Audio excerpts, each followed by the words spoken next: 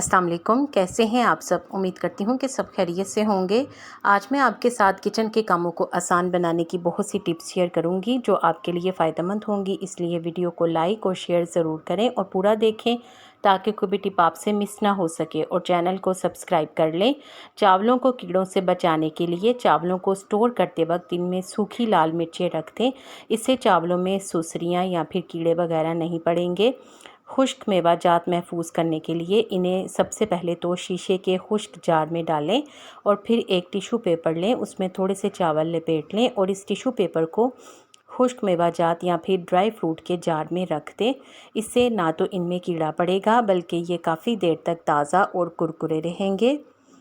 इसके अलावा केक से अंडों की बदबू को दूर करने के लिए केक बनाते हुए इसके आमेज़े में 1 चम्मच शहद मिला दें, तो इससे केक में से अंडे की बू नहीं आएगी। इसके अलावा अंडों की बू से बचने के लिए इसमें वनीला एसेंस या इलायची पाउडर भी शामिल कर सकते हैं। प्याज को फ्राई करने से पहले अगर इसे दूध में डुबोकर निकाल लें और फिर फ्राई करें तो ये खस्ता फ्राई होते हैं। आटे को ज़्यादा देर तक नरम व ताज़ा रखने के लिए इसे गूंथकर किसी एयर टाइट डिब्बे में डालें और इसके ऊपर 2 से 3 कतरे तेल के लगाकर अच्छी तरह से बंद करके फ्रिज में रखें। इससे ये काफ़ी देर तक नरम और ताज़ा रहेगा।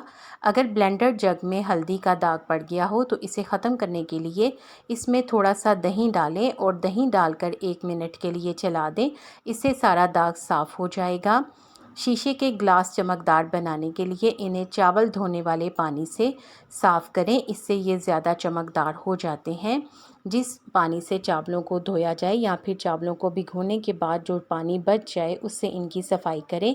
फ्रिज की ट्रे साफ़ करने के लिए इसके ऊपर थोड़ा सा नारियल का तेल लगाएं और फिर किसी कपड़े की मदद से रगड़ें तो इससे ट्रे बिल्कुल साफ़ हो जाती है। लोहे की कढ़ाई से जंग और दाग साफ़ करने के लिए एक कच्चा आलू लें, उसे 2 टुकड़ों में काटें, फिर एक टुकड़े के ऊपर नमक डालकर इसे कढ़ाई पर रगड़ें। इससे दाग और जंग दोनों ही साफ़ हो जाते हैं।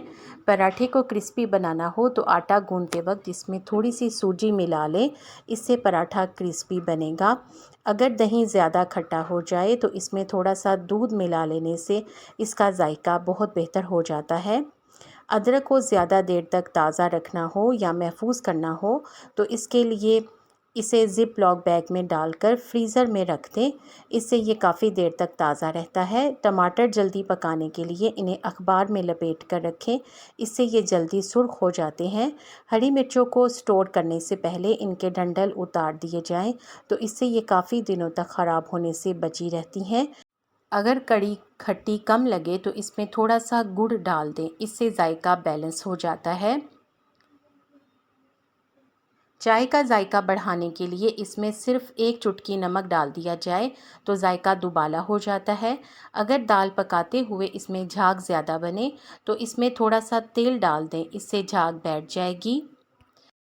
अगर नमक में पानी चला जाए और ये गीला हो गया हो तो इसमें थोड़े से कच्चे चावल डाल दें, इससे नमक अपने आप ठीक हो जाता है। भिंडी की सब्ज़ी बनाते हुए अगर इसमें 1 चम्मच दही डाल दिया जाए तो इससे भिंडी का चिपचिपापन ख़त्म हो जाता है। स्टील के ग्लास में अगर पानी के दाग जम गए हों तो इन्हें सिरका लगाकर धोएं, इससे दाग ख़त्म हो जाते हैं। पकोड़े क्रिस्पी बनाने के लिए बेसन में थोड़ा सा चावल का आटा डाल दिया जाए तो इससे पकोड़े क्रिस्पी और कुरकुरे बनते हैं।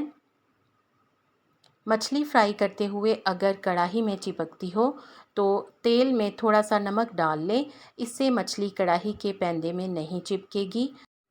अगर दाल पकाते हुए दाल का रंग फीका और जायका कम लगता हो तो पकाते हुए इसमें अदरक का 1 टुकड़ा डाल दें, इससे जायका और रंग दोनों बेहतर हो जाते हैं।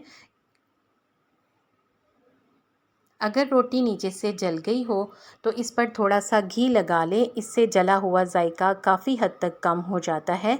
अगर बार बार चक्कर आ रहे हों तो फ़ौरन एक केला खा लें, इससे जिस्म को फौरी तौर पर ग्लूकोज मिल जाता है और चक्कर आना बंद हो जाते हैं। अगर सांस भारी लगे तो फ़ौरन 1 चम्मच शहद का खा लें, इससे गले को फ़ौरन राहत मिलती है और सांस ठीक हो जाता है। अगर पसीना ज़्यादा आए तो थोड़ा सा नारियल पानी पी लें, ये जिस्म के इलेक्ट्रोलाइट्स को फौरी तौर पर बैलेंस कर देता है। टमाटर जल्दी गलाने हों तो इन्हें पकाते हुए इनमें थोड़ा सा नमक डाल लें और फिर इन्हें पकाएं, तो इससे ये जल्दी गल जाते हैं। आपको इन टिप्स में से कौन सी अच्छी लगी है कमेंट सेक्शन में ज़रूर बताएं। वीडियो को लाइक करके शेयर कर दें, आपके शेयर करने से यकीनन किसी को फ़ायदा हो जाएगा। उम्मीद है कि आपने चैनल को सब्सक्राइब कर लिया है। अगर अभी तक नहीं किया तो जल्दी से सब्सक्राइब करके बेल आइकॉन भी ज़रूर प्रेस कर दें, ताकि आपको इस तरह की अच्छी अच्छी वीडियोस टाइम पर और सबसे पहले मिले। आप सबका बेहद शुक्रिया।